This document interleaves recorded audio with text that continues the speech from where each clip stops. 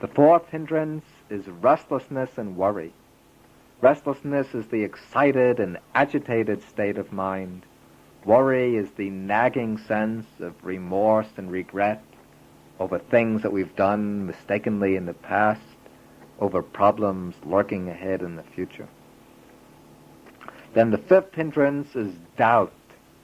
This doesn't mean questions about the doctrine and discipline, but rather it's a kind of persistent uncertainty about the Buddha and his teaching, the inability to make up one's mind to follow the path, the inability to accept the Buddha as one's teacher, the Dhamma as one's teaching, the inability to commit oneself to the practice. These five hindrances, when they come up in the mind, prevent the deepening of calm and concentration. Therefore, the Buddha calls them hindrances. And in a very interesting simile, the Buddha compares each of these five hindrances to a particular impurity of water which prevents a person from seeing his reflection. If a person wants to see his reflection in a pool of water, the water has to be clear, without any impurities. Now, sense desire is like water having many different colored paints on its surface. Sense pleasures seem beautiful and attractive, like brightly colored dyes. But if the surface of the water is colored with beautiful colored paint, you can't see your reflection, just as you can gain concentration or insight if the mind is obsessed by sense desires. Ill will, that is like boiling water, water with bubbles rushing up to the surface and breaking moment by moment. If you try to see your reflection in boiling water, you won't succeed.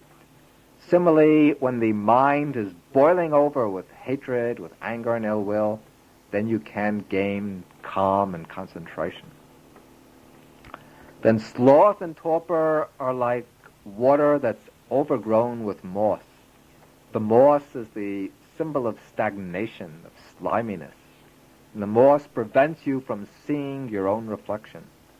And so sloth and torpor, or dullness and drowsiness, indicate a stagnant state of mind, a mind which is inert and rigid, and can't move, can't allow calm and insight.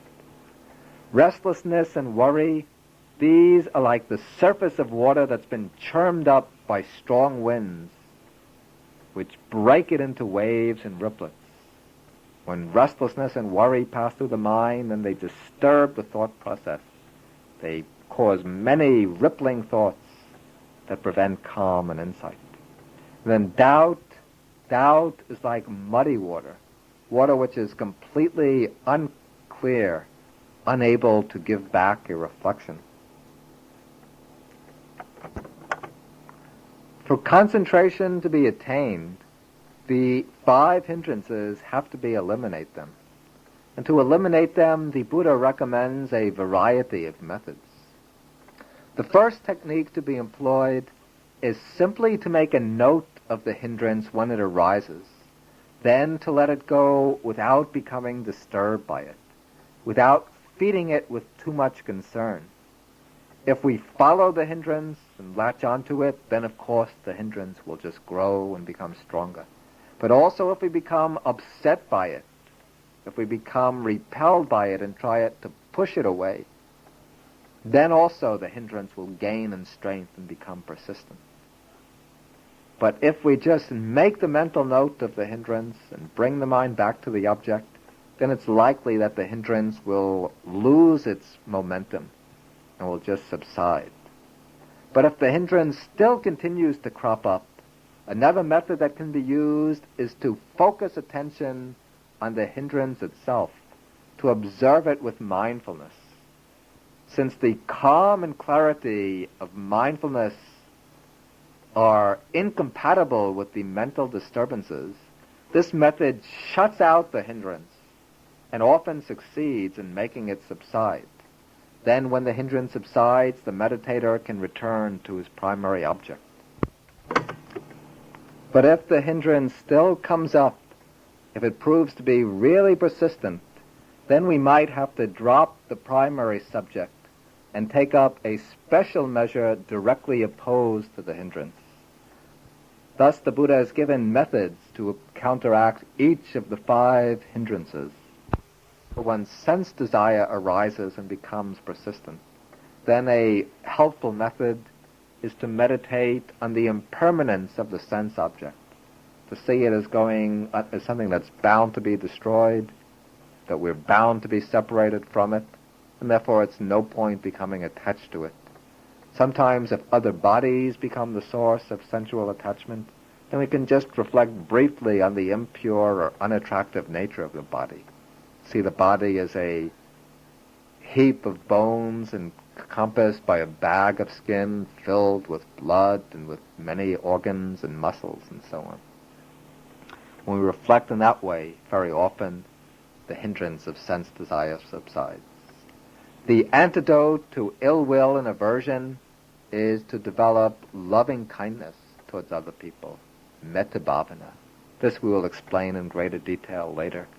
And with regard to situations, to develop patience in the face of those situations, simply to accept them as the working out of our karma. The antidote to dullness and drowsiness, the Buddha has given several methods to deal with them. One is to develop a perception of light, to meditate on a bright light. Another method is to practice walking meditation, to get up and walk back and forth vigorously, and that will sometimes stimulate the mind. Sometimes even washing the face or going out into the cold air is helpful. Any of these methods can help dispel dullness and drowsiness. To get rid of restlessness and worry, the helpful method is to practice mindfulness of breathing, to narrow down the attention and focus on a single, very simple object, which will calm down the restless waves of thought. Also, it's very helpful to eliminate worry and mental disturbance, is meditating on the figure of the Buddha, seeing the sublime, peaceful, serene figure of the Buddha. Then to get rid of doubt, sometimes to get rid of doubt we have to lay aside our meditation and interrogate, to ask questions, to study. Sometimes also devotional practices are helpful. And also what's sometimes needed is just a strong resolution to commit oneself to the practice and to stay with it without continually surrendering to all of the questions that come up.